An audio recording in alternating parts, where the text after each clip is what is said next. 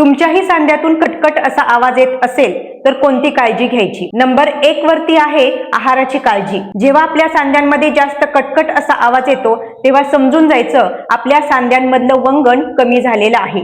आपल्या सांध्यांमध्ये असणारं वंगण, ज्याला आपण सायनोव्हियल फ्लूइड असं म्हणतो, हे दोन्ही हाडाचं घर्षण कमी करायला मदत करत असतं.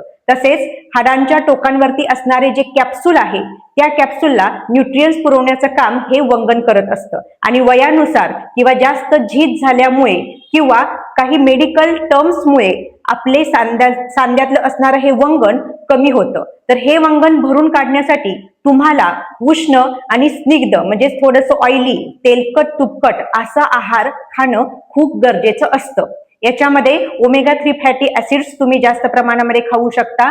त्यामध्ये जवस असेल, सूर्यफूल असेल, शेंगदाणे असेल, अशा पद्धतीचा आहार तुमच्या रोजच्या रुटीन डेली लाईफ मध्ये असणं फार गरजेचं आहे. 2 नंबरवरती आहे वजन नियंत्रण. तुमचे जेवढे वजन जास्त असते तेवढे जास्त प्रेशर आपल्या सांध्यांवरती पडत असते.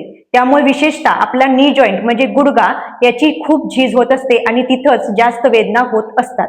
त्यामुळे जर तुमच्या सांध्यांचं आयुष्य वाढवायचं असेल तर तुम्हाला तुमचं वजन कंट्रोल करणं फार आवश्यक आहे आणि याच्यामुळे तुमच्या हाडांचीही जास्त झीज होणार नाही. नंबर 3 वरती आहे अचानक जड व्यायाम टाळा.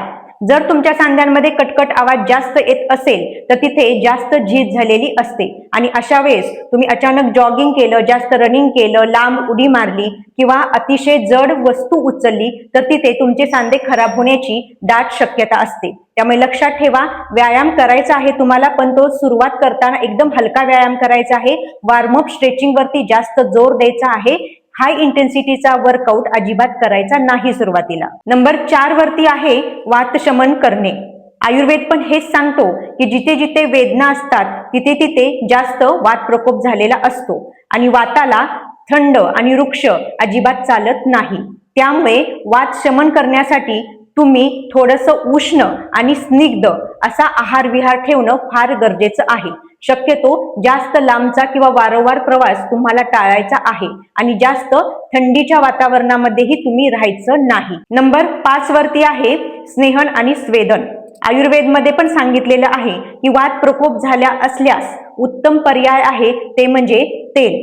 तर यासाठी तुम्ही रोज घरामध्ये असणारं कोणतंही तेल असेल किंवा साधं खोबरेल तेल जरी असेल तरी सुद्धा ते थोडंसं कोमट करून रोज तुमच्या सांध्यांना मालिश करायची आहे.